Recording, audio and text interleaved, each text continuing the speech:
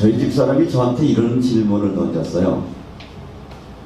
저희 조카가 훈련소를 마치고 지금 이제 자대를 같이 받았는데 궁금했던가 봐요. 여보, 군인들은 부대에서 뭐 해요? 그러더라고요.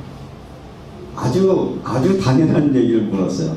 근데 정말 모르는 것 같아요. 그래서 훈련하지? 그랬더니 아니 훈련소 마쳤는데 무슨 훈련을 해요? 이렇게 얘기를 하는 거예요. 군인은 뭐 할까요? 지금 훈련합니다. 뭘 훈련하죠? 자기가 해야 되는 각자 임무에 따라서 그것이 실질적으로 전쟁이 일어났을 때 어떻게 해야 될 것을 대비하기 위해서 제대하는 날까지 똑같은 훈련을 계속하는 겁니다. 전투부대원은 계속해서 전투훈련을 합니다. 공병대는 어떻게 하면 이 전투부대들이 잘 공격할 수 있을까? 다리를 놓기도 하고 어떤 곳에 들어가면 폭파하기도 하고 뭐 이런 각자의 임무들을 잘 감당합니다. 그런데 요즘은 군인들이 나라를 지키는 게 아니라 여기 후방에 있는 사람들이 군대를 걱정하고 있어요. 왜일까요? 요즘 군대에서 휴가 온 사람들을 보면 무슨 생각이 드냐면 아이고 제 군대 생활 잘할까 걱정을 해요. 원래는 누가 걱정을 해야 돼요? 군인이 국민을 걱정해야 되는데 지금 군인이 군인을 걱정하는 시대가 됐습니다. 왜인가 가만히 생각해 보니까 실질적인 전쟁이 끝난 지가 벌써 60년이 지났잖아요. 전쟁이 뭔지를 몰라요. 전쟁이 얼마나 생사를 가루는 무서운 것인지 두려운 것인지 그것들을 경험한 세대가 많지 않기 때문에 훈련을 시키면 이렇게 말합니다. 이걸 왜 해? 이걸 또 해야 되나? 그래서 훈련이라는 과정이 당연히 해야 되는 것으로 느껴지는 게 아니라 또 해야 되나? 하지 말아야 될 것을 할 것처럼 그렇게 불편하게 느껴지니까 군인들은 점점 힘을 잃어가고 있고요. 군대 이야기만 나오면 무슨 이야기냐면 국방비리 이야기가 나옵니다. 왜 국방부 장관들이 많은 장성들이 국민을 지킨다는 저들이 그런 짓을 할까요? 전쟁에 실감하지 않고 전쟁이 얼마나 무서운 건가에 대한 경험이 없는 사람들이 군대 장관이 되어지고 군대 지휘관이 됐기 때문에 어쩌면 지금 국민이 국방을 염려하는 시대를 살아가고 있습니다. 그럼 이것은 그냥 단순한 이야기가 아니라 우리가 교회라고 하는 것이 뭔가라고 했을 때 교회는 뭐냐? 영적 전쟁을 하는 십자가의 군병들입니다. 오늘날 사람들이 교회에 대해서 이런저런 이야기가 많습니다. 많은 이야기가 뭐냐? 영적인 전쟁을 알지 못하는 사람들이 모여있는 사람들끼리 다툼이 일어나고 모여있는 사람끼리 얼마나 이득을 분배할까 마음을 빼앗기다 보니까 오히려 세상 사람들이 교회를 걱정하는 시대가 됐어요. 똑같은 원리에 그죠? 국민이 군대를 걱정하는 거하고 세상 사람들이 지금 교회를 걱정하는 시대가 왜 있느냐? 전쟁이 뭔지를 모르고 이 전쟁이 모르는 이 군인들처럼 주님이 우리에게 말씀하셨던 이 복음을 증거하는 것이 얼마나 치열한 영적 전쟁인 건가 하는 것들을 체험하지 않은 대부분의 많은 사람들이 그 영적 전쟁에 대한 어떤 준비와 그것의 마음을 모으는 것이 아니라 모여있는 사람들끼리 아까 얘기한 것처럼 자리 다툼이 일어나고 이권 다툼이 일어나고 그러면서 교회는 세상 사람들로부터 오히려 염려하는 그런 시대를 살아가고 있습니다. 그래서 교회를 향하여 많은 안티 세력들이 등장을 하고 교회 안에 있었던 사람들조차도 가나안 성도가 되고 있어요. 가나안 성도가 뭐라고요? 가나안 나 교회 안 가 이런 교인들. 왜 교회 안 온다고 그랬을까요? 예수가 싫어서요? 하나님이 싫어서요? 아니에요. 그들의 핑계는요 교회 지도자를 원망합니다. 지도자들이 온전한 삶을 살지 않는다는 거예요.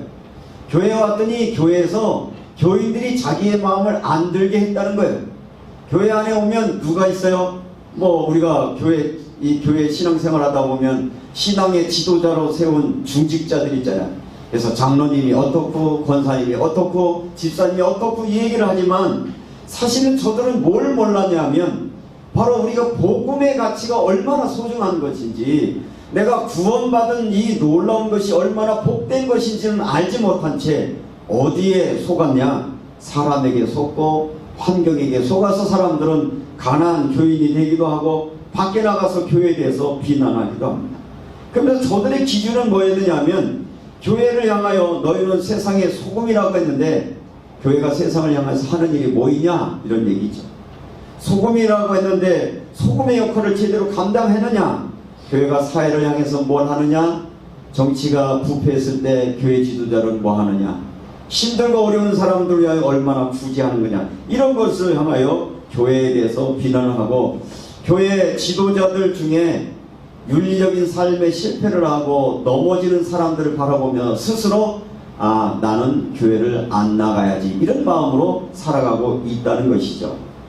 그러면 오늘 저는 이 전도주의를 맞이해서 저와 여러분들이 꼭 기억해야 될 사실은 뭐냐면, 바로 예수께서 이 땅에 오셔서 하신 일들 중에 가장 소중한 일들이 뭐냐면, 당신이 이 땅에 구원자가 되셨고요, 구원자가 되신 예수님께서 제자들을 부르셨는데, 이 제자들을 부르시는 기준을 보면 주님이 원하는 자를 부르사라고 말씀하셨어요.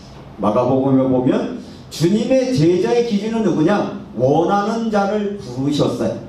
그런데 그 원하는 자의 그 면면을 살펴보면, 당시 세상의 가치로 보면 대단한 명망에 있는 사람은 아무도 없습니다.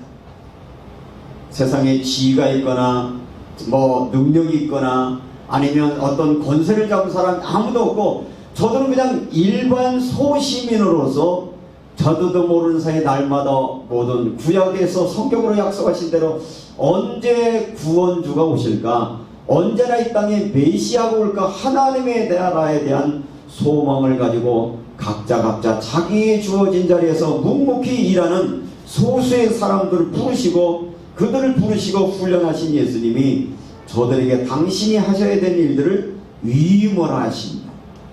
여러분들 오늘 성경 본문에 보니까 제가 메시지 성경을 한번 더 읽어볼 테니까 한번 같이 여러분 성경을 보고 보시면, 예수께서 12 제자를 부르셔서 그들에게 모든 귀신을 다루고 병을 고치는 권세와 능력을 주셨다라고 했습니다. 예수님께서 하나님의 나라의 소식을 전하고 병자를 고치는 일을 제자들에게 맡기셨다. 성경이 이렇게 말하는 거예요. 예수님께서 말씀하셨다. 잔뜩 준비하지 마라. 간소하게 하라. 너희 자신을 준비하라. 전도하러 갈 때 내가 충분히 준비해서 가는 게 아니라 너희 자신만 준비하면 된다. 뭐죠? 예수에 대한 신앙의 확신, 주님이 나에게 이 사실을 맡기셨다는, 위임받았다는 믿음, 그걸 가지고 가면 되는 것이지 내가 준비해서 가서 되는 것이 아니다 라고 말합니다. 그러면서 너희 자신을 준비하라. 고급 요관도 안 된다. 적당한 곳을 찾아 떠날 때까지 그것에 만족하여라. 사람들이 너희를 맞아들이지 않거든. 사실은 전도할 때 제일 두려운 게 뭐냐? 거절이거든요. 여러분들이 복음 전해 보셨죠?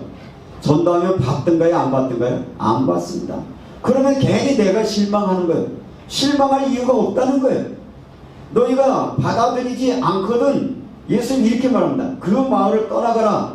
소란 피울 것이 없다. 전도했는데 안 받는다든지 거부했다든지 이딴 것 때문에 신경 쓰지 말아라. 예수님은 단호하게 말합니다. 무시해버리고 다른 길을 가면 된다. 전했는데 안 받으면 그것으로 여러분의 할 일을 다 한 거예요. 책임은 누구에게 있는 거예요? 그들에게 있는 거예요. 우리 여러분들 그런 마음으로 하지 않으면 우리는 괜히 몇 번 해보고 낙심하고 몇 번 하고 안 된다고 하는데, 주님이 우리에게 말씀하신 의도는 너는 가서 그냥 전하면 돼. 책임은 누가죠? 내가 질게. 너는 전하면 결과는 내가 하는 것이고, 그 결과에 대해서 받아들이는 사람에게는 구원이 임할 것이고, 받아들이지 않는 사람은 스스로 그 결과에 대해서 그의 몫이 되는 것인가 염려하지 말라라는 말씀으로 우리에게 말씀해 주고 있는 것입니다. 저는 이 말씀을 준비하면서 저의 마음속에 일어났던 지난날들의 시간들 중에, 예전에 제가 복음이 실질적으로 정리가 되고 깨닫기 전에는 목회를 하면서도 이런 갈등이 있었어요. 어떤 갈등이냐면, 예를 들면 어떤 분이 와서 저에게 아픈 분이 와서 기도해달라고 그러면 목사한테 기도를 해달라고 해야 되니까 기도를 해야 돼요, 말아야 돼요? 하긴 하는데 마음속에 솔직히 주저주저해지는 거예요. 이거 뭐야, 내가 기도를 하긴 하는데 기도하면 정말 역사가 일어날까 안 일어날까, 그런 두려운 마음이 생기는 거예요. 그래서 기도를 하면서도 쭈삣쭈삣 그냥 하긴 하는데 이렇게 마치 주문해듯이 그냥 이렇게 배운 기도의 내용을 던졌어요. 그러다가 어느 날 이것은 내 능력으로 하는 게 아니지 않느냐, 내 성품이나 내 능력이 아니고. 그래서 한동안 우리 많은 사람들에게 오해가 줬던 것은, 어떤 사람들에게 하나님이 각자 은사를 주시는데 그 은사 중에 병 고치는 은사를 따로 줬다라고 물론 그렇게 성경에 기록하고 있습니다만, 그래서 어떤 분이 이렇게 하면 나에게는 특별히 병 고치는 은사를 주셨다는 확신을 가진 사람이 있어요. 근데 대부분의 사람들은 어떻습니까? 나는 그게 없다라고 생각하는 거예요. 확신을 가진 사람이 잘못된 게 아니라 누가 문제냐, 나에게는 그런 은사를 주셨다는 것을 인정하지 않는 우리에게 실질적으로 그런 역사가 일어나지 않는다는 것인데, 그 근거를 어디에서 볼 수 있느냐면, 오늘 성경 본문에서도 보면 예수님께서 12제자를 부르사 그 모든 귀신을 다루고 병을 고치는 권세와 능력을 주셨다라고 했어요. 누구예요? 예수가 그리스도이심을 믿고, 그분이 나의 구원자셔서 그분이 나를 구원하신 은혜가 감사해서 내가 그 복음을 다른 사람을 위해서 전달하거나 다른 사람을 위해 기도하려고 할 때에 이미 우리에게 뭘 주신 거예요? 그런 권세를 주셨다라고 하는 것을 이야기를 합니다. 그런데 우리는 혹시 나에게 이 은사가 나에게 왔는가 안 왔는가를 차가 우리가 검증할 수 없으니까, 그거에 대해서 느낌이 있었는가 체험이 있었는가, 이것 때문에 우리가 갈등할 때가 얼마나 많은지 모릅니다. 여러분들이 오늘 이 말씀을 들으시면서 분명한 사실은, 예수님은 제자들을 부르시고 부르신 그 제자들에게 그 예수님께서 하셔야 할 일을, 소식을, 복음을 전하고 고치는 제자들에게 맡기셨다. 이 약속의 말씀을 여러분의 마음에 받으셔서 오늘부터라도 여러분의 가족이 아파하거나 가족들이 힘겨워하거나 가족들이 여러분의 기도를 요청하거든 여러분들이 담대하게 예수님으로 기도하십시오. 가족들을 위해서라면 여러분은 손을 얹고 기도하셔도 무방합니다. 그것이 안수를 했냐 안 했냐 논쟁거리이고, 내 가족을 위해서 기도하는데 뭐가 문제가 되겠습니까? 옛날부터 할머니들은 손자가 아프면 어떻게 하셨나요? 할머니 손은 약손 그러면서 아픈데 쑥쑥. 그런데 났어요 안 났어요? 나요. 여러분들 그 뭘 얘기를 하고 있습니까? 정말 여러분들의 마음이 내 사랑하는 가족이 아프다고 느껴질 때 우리의 마음에는 어떤 마음이에요? 긍휼히 여기는 마음, 사랑의 마음, 저가 회복되기를 원하는 그 마음이 무슨 마음이냐? 하나님의 마음이요? 그리스도의 마음이라는 거예요. 우리가 그걸 놓쳐버리니까 나는 특별한 사람이 아니고 나에게 그런 직분이 없다라고 오해하기 때문에 실질적으로 우리 속에 복음의 능력을 발휘하는 경험들을 체험하지 못하게 하는 것입니다.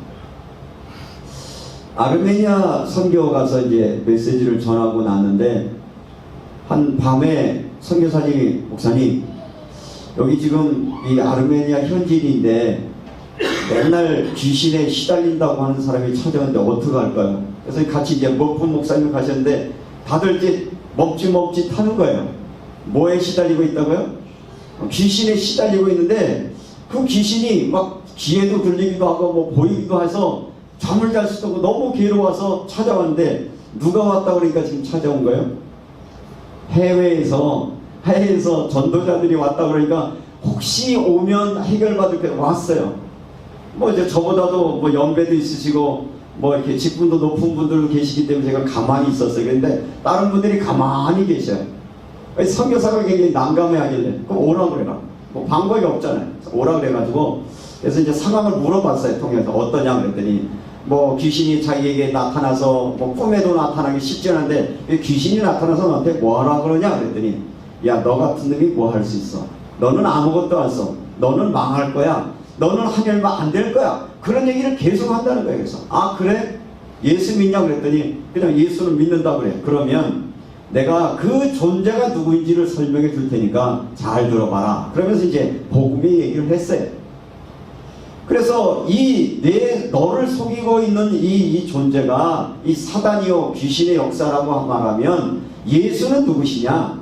그 마귀를 멸하러 오신 분이시고 그분의 이름으로 기도할 때 그분을 너의 생각 속에 너의 영혼 속에 받아들일 때 너를 속였던 그 귀신은 오늘부터 너를 속이지 못할 거야. 그 예수를 영접하자. 그래서 이제 영접 기도를 하고 보냈어요. 보내놓고도 마음속에 확신을 안 생기는 거야. 아, 이게 정말 이게 가능할까?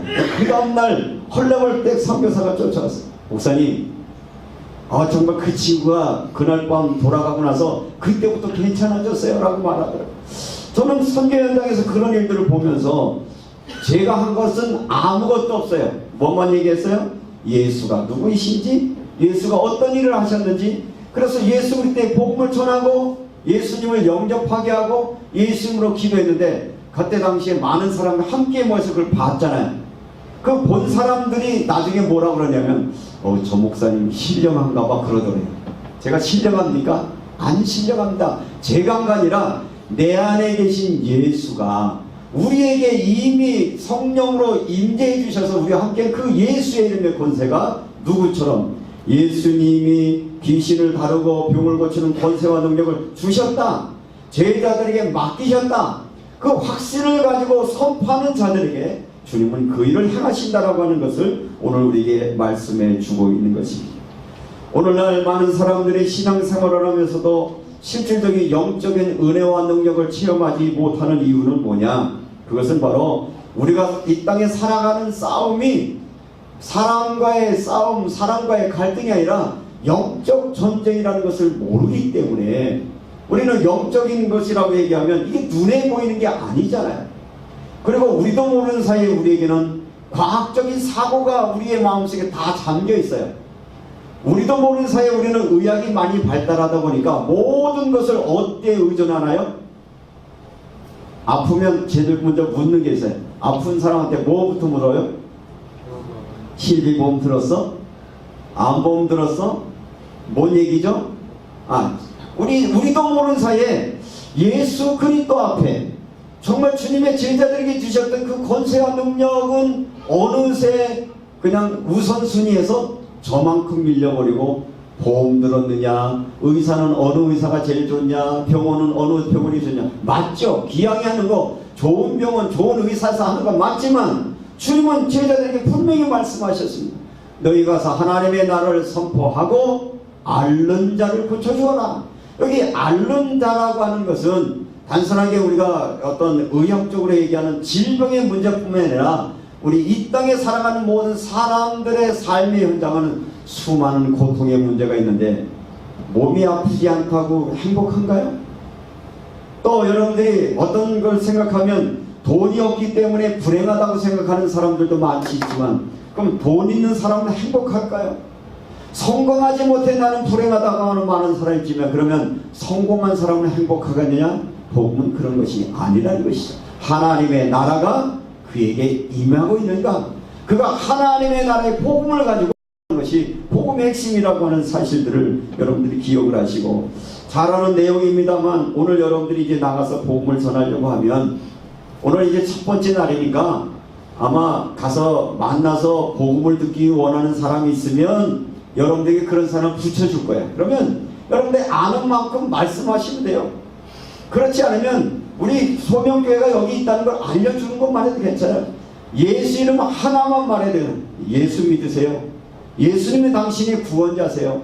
예수 그리스도를 통해서 당신이 이 땅에 수고하고 무거운 짐의 문제들을 주님께 맡기시면 그분에게 해답이 됩니다 라고 하는 것만 증거를 해도 어떤 사람, 준비되어 있는 사람, 마음이 가급한 사람들은 그 복음을 받을 것이고 이미 많은 사람들이 복음과 상관없이 교회에 대해서 부정적인 생각을 하고 안티 기독교인이 된 사람들은 아마 여러분들을 비난하거나 여러분들을 거절할 거야.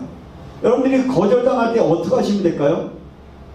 내가 복음을 위해서 기꺼이 일을 하는 동안 너희를 욕하고 핍박하며 뭐하라? 복이 있나니 하늘의 상급이 큼이니라. 사실은 우리가 해야 될 일들은 이 복음을 증거하는 일들에 함께 쓰여지는 저와 여러분 되시기를 주님의 이름으로 축원합니다. 그러면 왜 예수께서는 이 땅에 오셔서 제자들을 부르시고 제자들에게 이 말씀을 증거하게 하셨는가? 성경은 이렇게 얘기하고 있습니다.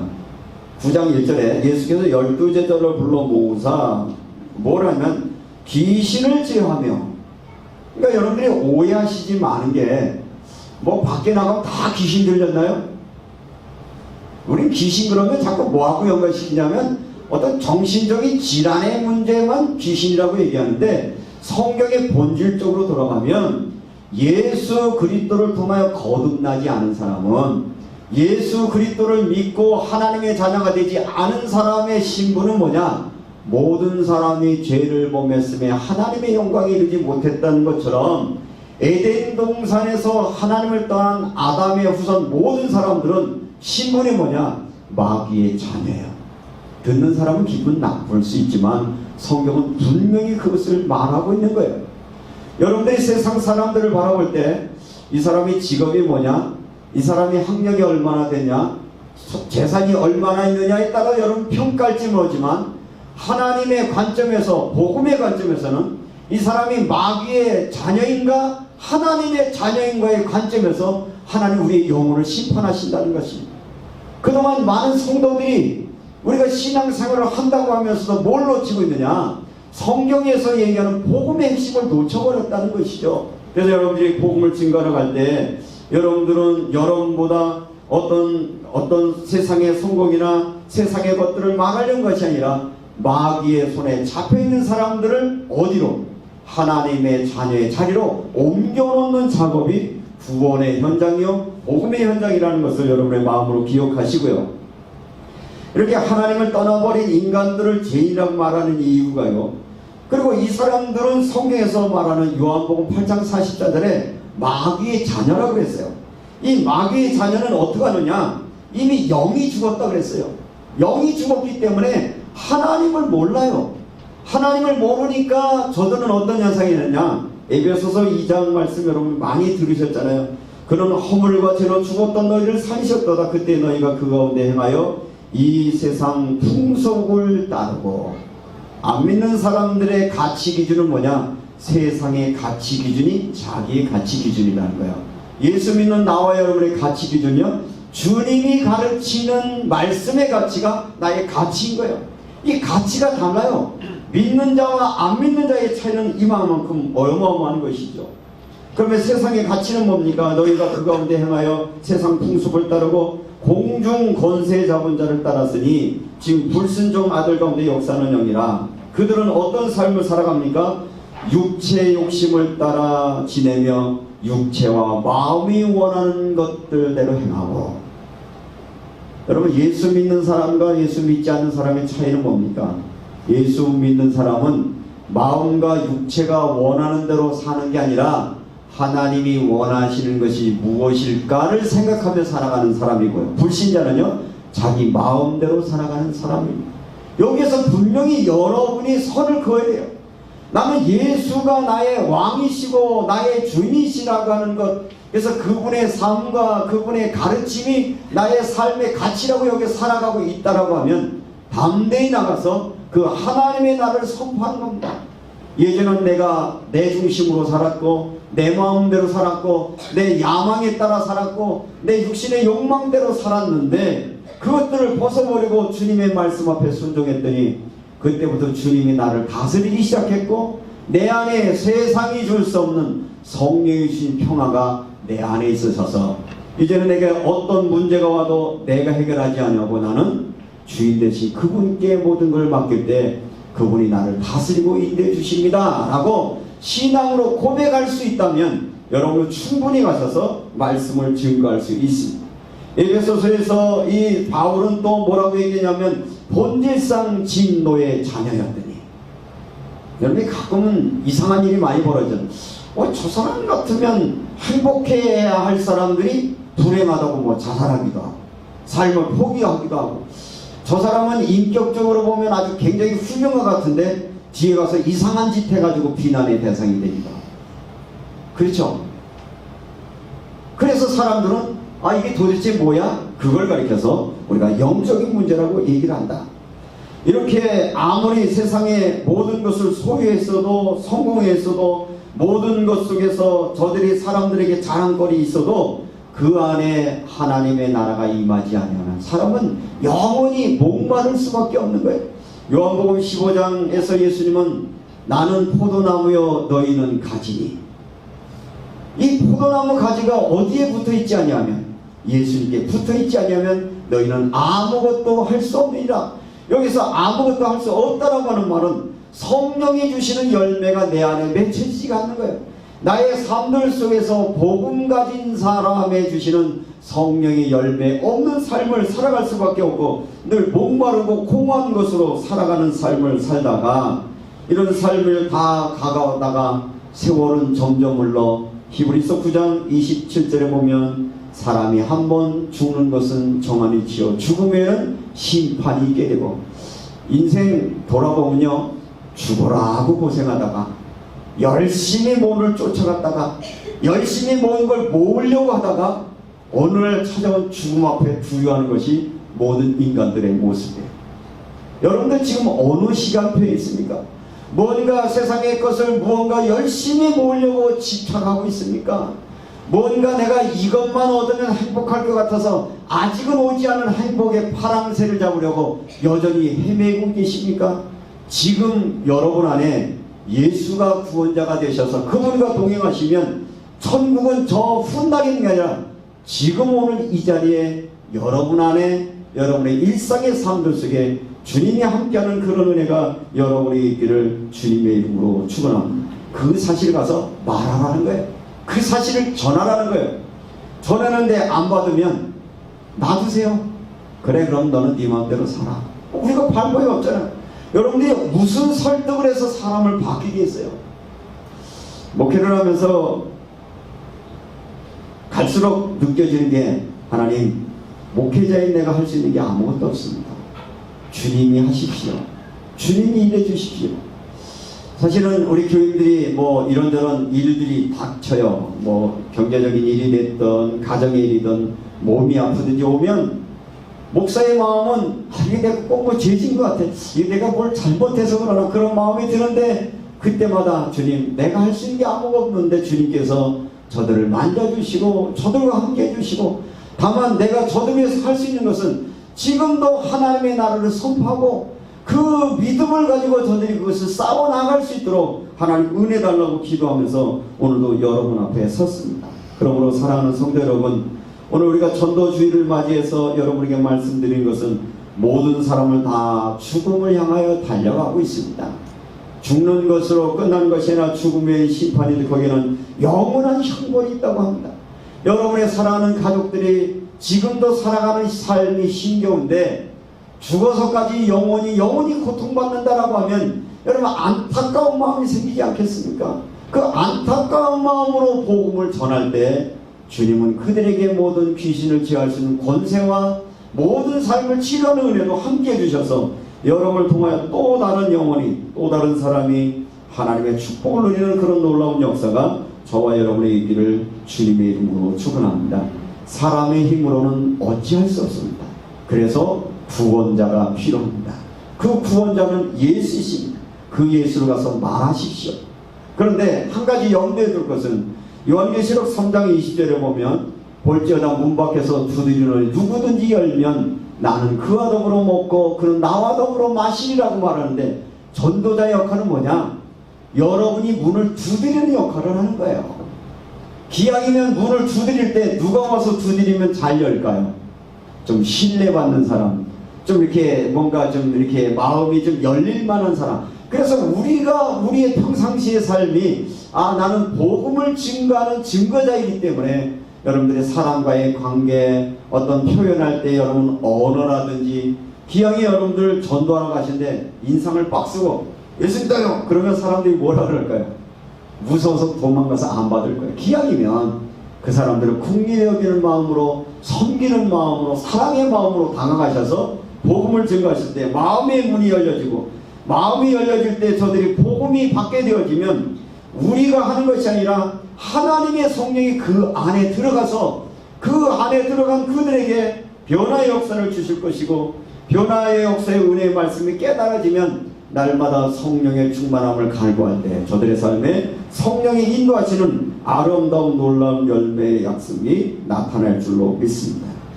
문제는 이렇게 나가서 복음을 증거하는 것도 소중하지만 구원받은 우리조차도 이 사실을 알지 못하는 이유는 뭐냐? 기도응답이 늦어질 때 우리는 자꾸 나약해진다는 거예요. 하나님 이것 해주세요, 이렇게 해주세요. 근데 응답이 금방 오지 않을 때 있어요.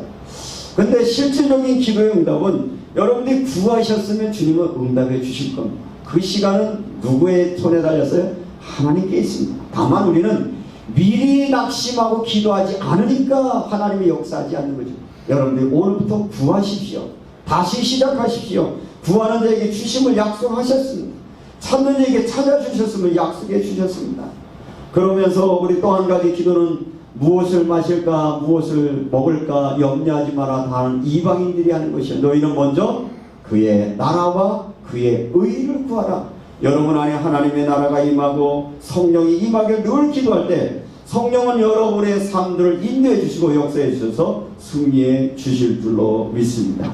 오늘 나가시는 저와 여러분들이 얻어야 되는 약속의 말씀은, 저는 6절 말씀에 보면 제자들은 위임을 받고서 길을 나섰다라고 했습니다. 여러분들이 교회 문 밖에 나갈 때 마음속에 주님이 나에게 위임하셨다, 그거 없으면 흔들려요. 그거 없으면 낙심돼요. 걱정하지 마세요. 결과는 뭐예요?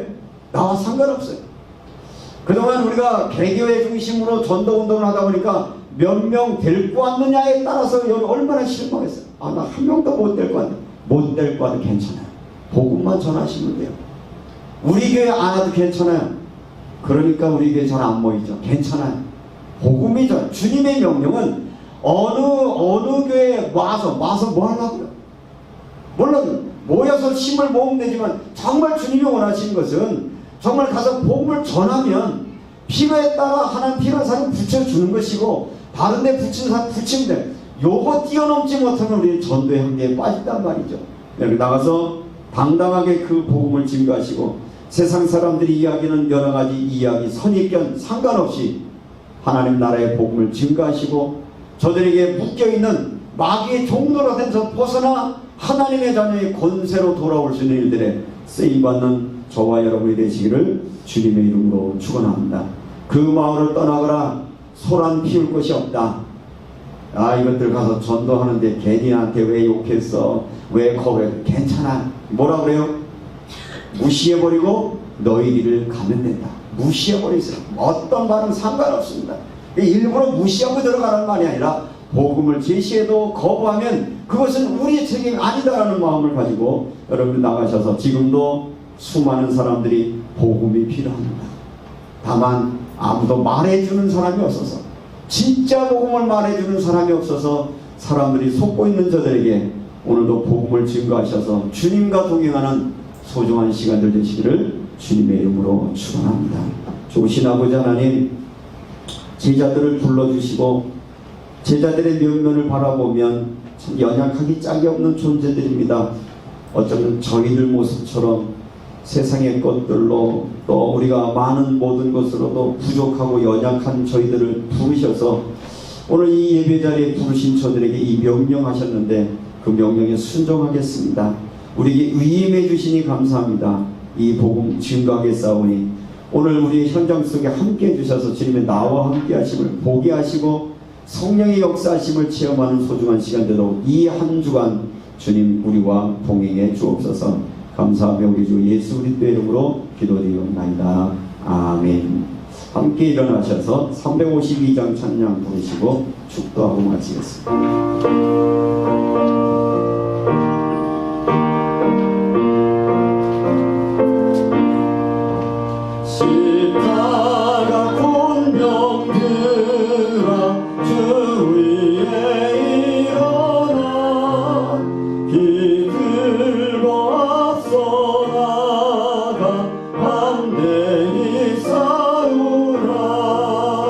주께서 순전하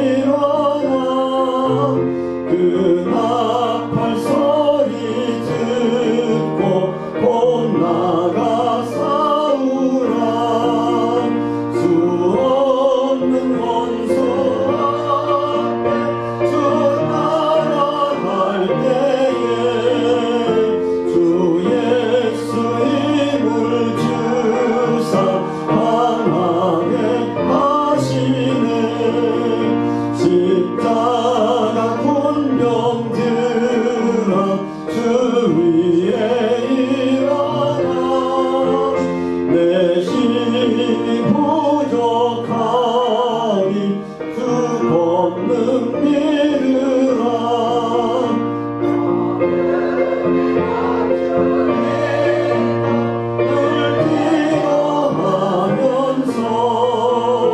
너 맡은 자리에서 충성하라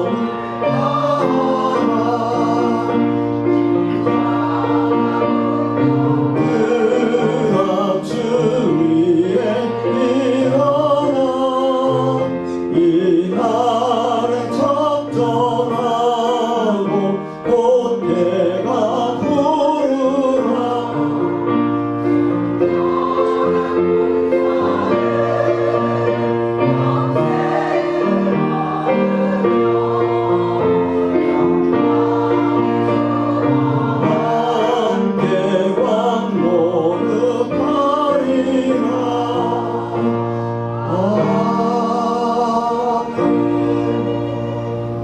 주님은 복음을 전하라 하십니다.